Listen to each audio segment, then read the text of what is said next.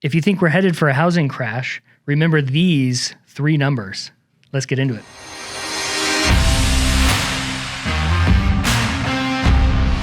Thank you for joining us yet again on this podcast. So we have 3 very important numbers that we've recently been illuminated to and are trying to illuminate the general public to. I hear a lot about, we're headed for a housing crash, here it comes, and we sort of have to dispel those myths, right? Tom.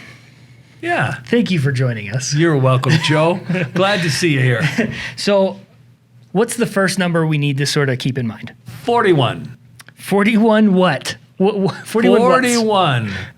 12 and 29.5. Those are the 3 numbers. Okay. All right. 41 represents 41 trillion, and that's with a T, in total owner-occupied homes. That's the value in the United States of all totaled owner-occupied homes. And I'm speaking slowly so people understand what I'm talking about. I'm not talking about investment properties. I'm talking about Jack and Jill own a house with 2 children, that type of homeowner. And that's where they've stayed, and that's where they live, or they've and just their bought. Family, or just bought. But if we accumulate all of that, it's $41 trillion in owner-occupied real estate.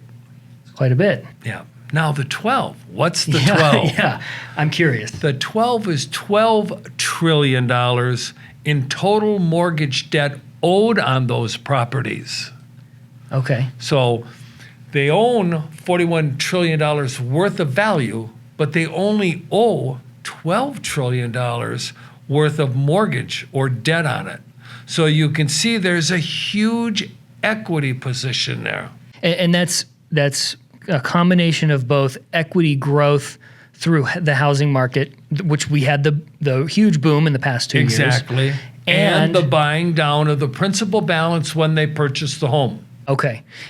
And I would venture that a lot of that is because we've had recently more people staying longer in their homes. Would you agree with that? Yes. Like less turnover Yes. in home ownership. Yes. Okay.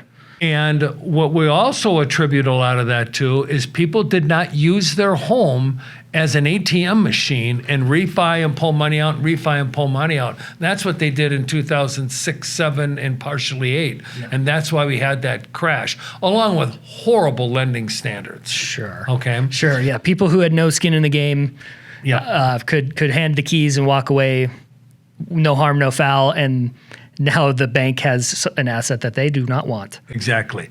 And then the 29.5, that's a percentage of loan to value relationship. So if you had a $1 million home, you'd probably on average only have a mortgage of $295,000. There's a lot of equity there, right? No kidding. So let's say we're in the same situation as the time of 2007 and 8, where all of a sudden we hit an economic turndown. People were getting laid off from their work. So we're in an economic turndown. People are getting laid off from their job. They can't make their mortgage payment because they have all this other debt. They're giving the house back to the bank because there's no equity in the house. Yeah. Now, if it happens to an individual, so the plumber gets laid off, right? He does his unemployment, he can't find another job. We're in this recession people are talking about. He calls up the Tom J. Krieger team and says, hey, listen, I can't afford to make my mortgage payment. I need to sell my house. Great, I come on out. I talk to him and I say, your mortgage is $145,000 and your house is worth $500,000. You've got roughly $350,000 of equity here. We can sell your house and give you this big paycheck. Think of how that would make that person feel. Wonderful, right? I would because be happy. I have all this money, I can use some of it for rent now until I can get reemployed, okay? Here's something else they could also do, and we're not hearing a lot of this. They could refinance that house and pull some money out and utilize that refinance to make or subsidize the mortgage payments until you can get back employed. Then once you're back employed, you can make the payments to buy that home line equity out. So having equity in your house right now is a wonderful thing. And because of that, that's the reason why we're not having a crash. Yeah. 41, 12, and 29.5. And I see that is the lowest loan to value ratio that we've seen since 1983. Exactly. And what was happening in 1983? We were coming out of high interest rates, right? And inflation, right? Yes. During that time as well. Yeah. Yeah. I was selling real estate back then and buying it. I was still a glint in my father's eye. I was the following year I was born. Yeah. So Joe, we're kind of chuckling here. We're making a little fun, and a lot of people are freaked out. Sure. They're scared. Rightfully so. We know the facts, though. We know there's no housing crash coming. I mean, you listen to the news broadcasts, and then the housing crash, and what information do they have that causes them to be an expert in this arena when these numbers are actual? Yeah.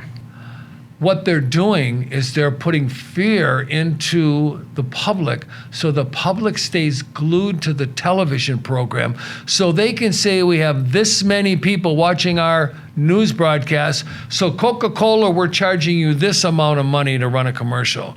That's all it is. It's that fear base to drive clicks per view is what I like to call it on television. Yeah. Right? Yeah. Eyeballs on, so Coca-Cola has to pay more for the commercial. Yeah. Yeah. The reality is we're not going through a crash. We're going to go through an adjustment. There is no doubt about it. We're going to go through an adjustment. The adjustment is we're not going up 20 or 25% a year. That's we good. might go up 2.5% a year, right? Or we might even go down 1 or 2%. But we're not crashing 50% like we did before. You're right. Right. Okay? So please, America, we're not going into a housing crash. Okay? There's just no documentation or data or information anybody can give me to tell me that we're going into a housing crash. Hey everyone, we want to interrupt this episode to let you know that we are a Keller Williams Southern Arizona franchise. We are also realtors practicing equal housing. Now let's get you back to the podcast. Yeah, especially given the history of all the economic adjustments that we've had. There's only been 2 periods within that where the housing values have actually gone down. Right. So, the likelihood of that happening, and there, like you saying, there is no supportive data behind that this is actually going to affect housing prices.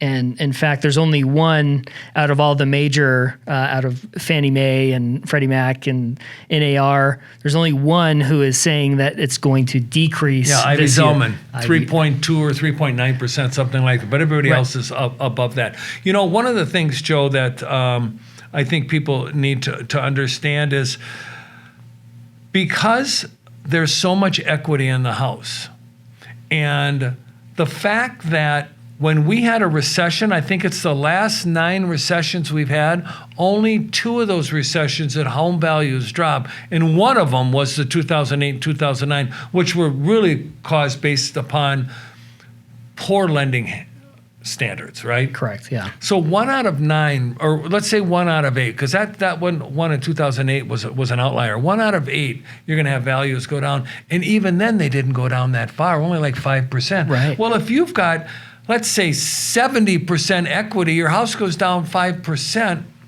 You sit and wait 7 years and it'll go back. It'll go back. And and here's as I said before, here's the other thing. Part of what caused that decoupling in 2008 and 2009 was people getting laid off. Now, what do we have right now?